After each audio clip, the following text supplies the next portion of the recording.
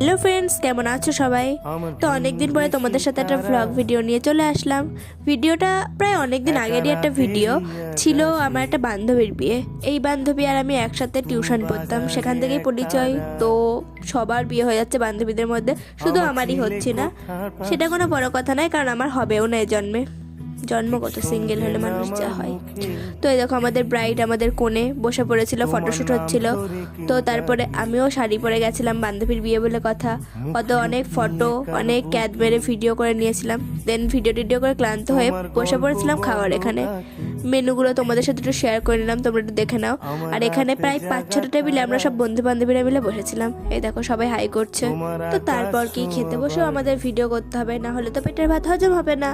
তো খাওয়া দাওয়া শেষ করে চলে এসেছিলাম নাচের এখানে। বান্ধবীর বিয়ে বলে কথা, নাচবো না হতে পারে?